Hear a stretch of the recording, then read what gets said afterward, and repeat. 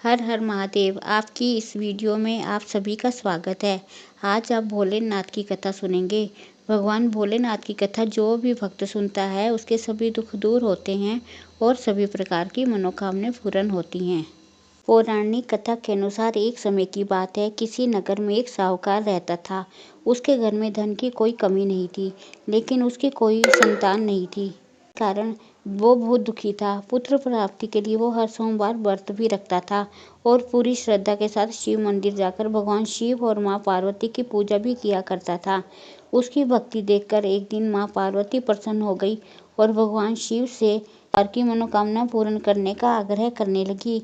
देवी पार्वती की इच्छा सुनकर भगवान शिव ने कहा कि हे पार्वती, इस संसार में हर प्राणी को उसके कर्मों का फल मिलता है और जिसके भाग्य में जो हो उसे भोगना ही पड़ता है। लेकिन पार्वती जी ने साहूकार की भक्ति को मान रखने के लिए उसकी मनोकामना पूर्ण करने की इच्छा प्रकट की। माता पार्वती के आग्रह पर भगवान शिव ने साहूकार को पुत्र प्राप्ति का वरदान तो दे दिया, लेकिन साथ ही ये भी कह दिया कि उसके बालक की आयु केवल 12 वर्ष की होगी। माता पार्वती और भगवान शिव के बीच इस संवाद को वो साहूकार सुन रहा था। उसे ये बात सुनकर ना तो खुशी हुई ना ही दुख, बल्कि वो पहले की तरह भगवान शिव की पूजा करता रहा और उपवास भी रखता रहा। कुछ समय के बाद साहूकार के घर एक पुत्र का जन्म हुआ। जब वो बालक 11 वर्ष का हुआ तो उसे पढ़ने के लिए काशी भेज दिया गया। साहूकार ने पुत्र के मामा को बुलाकर उसे बहुत सारा धन दिया और कहा कि तुम इस बालक को काशी विद्या प्राप्ति के लिए लेकर जाओ। रास्ते में यज्ञ कराते जाना, वहाँ ब्राह्मणों को भोजन कराते हुए और दक्षिणा देते हुए भी आगे बढ़ना।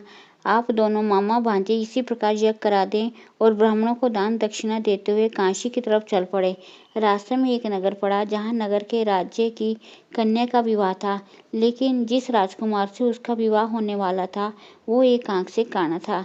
राजकुमार के पिता ने अपने पुत्र के काना होने की बात को छुपाने के लिए एक चाल सोची। साहूकार के पुत्र को देखकर उसके मन में एक विचार आया। उसने सोचा क्यों ना इस लड़के को दूल्हा बनाकर राजकुमारी से विवाह करा दूं। विवाह के बाद इसको धन देकर विदा कर दूंगा और राजकुमारी को अपने नगर ले जाऊंगा। लड़के को दूल्हे के वस्त्र पहनाकर राजकुमारी से विवाह करा दिया गया, लेकिन साहूकार का पुत्र ईमानदार था। उसे ये बात बिल्कुल ठीक नहीं लगी। उसने अवसर पाकर मंडप में ही राजकुमारी की चुन्नी के पल्ले पर लिख दिया कि तुम्हारा विवाह तो मेरे साथ हुआ है, लेकिन जिस राजकुमार के संग तुम्हें भेजा जाएगा वो एक आंख से काना है। मैं तो काशी पढ़ने जा रहा हूँ। जब राजकुमारी ने चुन्नी पर लिखी बातें पढ़ी तो उसने अपने माता पिता को ये बात बताई। तब राजा ने अपनी पुत्री को विदा नहीं किया, जिससे बारात बिना दुल्हन के ही वापस चली गई। दूसरी ओर साहूकार का लड़का और उसका मामा काशी जा पहुँचे। वहाँ जाकर उन्होंने यज्ञ किया। जिस दिन लड़के की आयु 12 साल की हुई उस दिन भी यज्ञ रखा गया। लड़के ने अपने मामा से कहा, मामा आज मेरी तबीयत कुछ ठीक नहीं है। मामा ने कहा कि तुम अंदर जाकर सो जाओ। शिवजी के वरदान अनुसार कुछ ही देर में उस बालक के प्राण निकल गए। मृत भांजे को देखकर उसके मामा ने विलाप करना शुरू कर दिया। वंश उसी समय शिव और माता पार्वती उधर से जा रहे थे। माता पार्वती ने भगवान शिव से कहा, हे स्वामी, मुझे इस व्यक्ति के रोने का स्वर सहन नहीं हो रहा। आप कृपया इस व्यक्ति के कष्ट को अवश्य दूर करिए।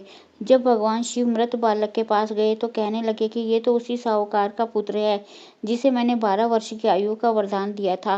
हे देवी पार्वती, अब इस बालक की आयु पूरी हो चुकी है।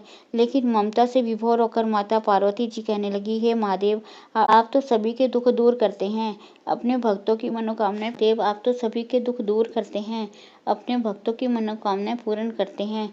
कृपा आप इस बालक को दीर्घायु होने का वरदान प्रदान करें, अन्यथा इसके वियोग में तो इसके माता पिता भी तड़प तड़प कर मर जाएंगे। माता पार्वती के आग्रह पर भगवान शिव ने उस लड़के को पुनर्जन्म जीवन होने का वरदान दे दिया। भगवान शिव की कृपा से वो लड़का जीवित हो गया। शिक्षा समाप्त करके लड़का अपने मामा के साथ वापस अपने नगर की ओर चल दिया। दोनों चलते हुए उसी नगर में जा पहुंचे जहां उनका विवाह हुआ था। उस नगर में उन्होंने यज्ञ आयोजन किया। उस लड़के के ससुर ने उसे वहाँ पहचान लिया और महल में ले जाकर उसकी खूब खातिरदारी की और फिर ढेर सारा धन देकर अपनी पुत्री को उसके साथ विदा कर दिया। इधर साहूकार और उसकी पत्नी भूखे प्यासे अपने बेटे के आने की प्रतीक्षा कर रहे थे। उन्होंने प्रतिज्ञा ले रखी थी कि यदि उन्हें अपने बेटे की मृत्यु का समाचार मिला तो वो भी प्राण त्याग देंगे। परंतु अपने बेटे के जीवित होने का शुभ समाचार पाकर वे बहुत प्रसन्न हुए। उसी रात को भगवान शिव ने व्यापारी के स्वप्न में कहा, हे श्रेष्ठी, मैंने तेरे सोमवार के व्रत करने और व्रत कथा सुनने से प्रसन्न होकर तेरे पुत्र को लंबी आयु प्रदान की है।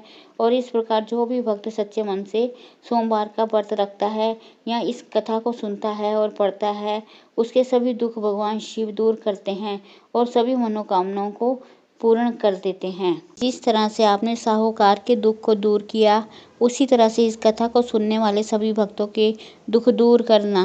जय शिव ओंकारा स्वामी, जय शिव ओंकारा, ब्रह्मा विष्णु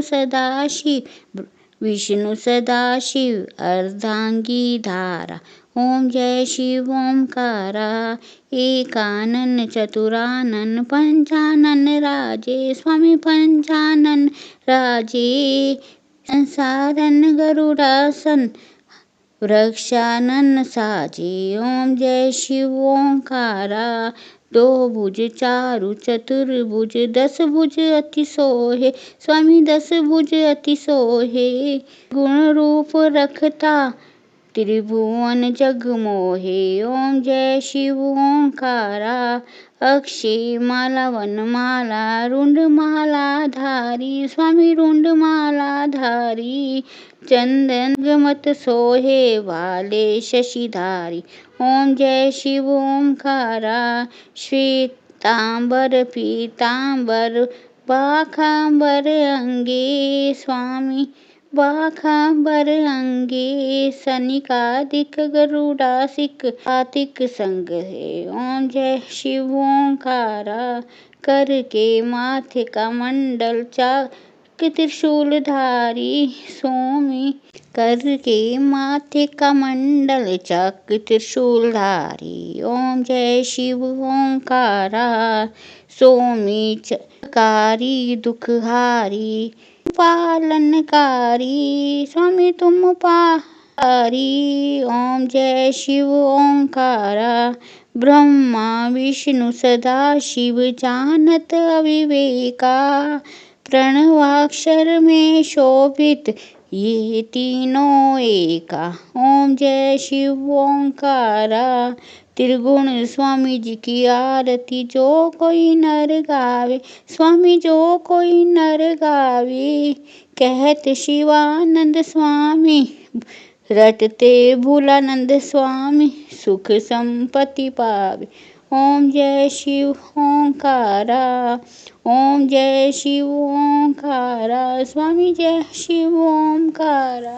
ओम जय शिव ओंकारा, स्वामी जय शिव ओंकारा, विष्णु सदाशिव अर्धांगी धारा। ओम जय शिव ओंकारा।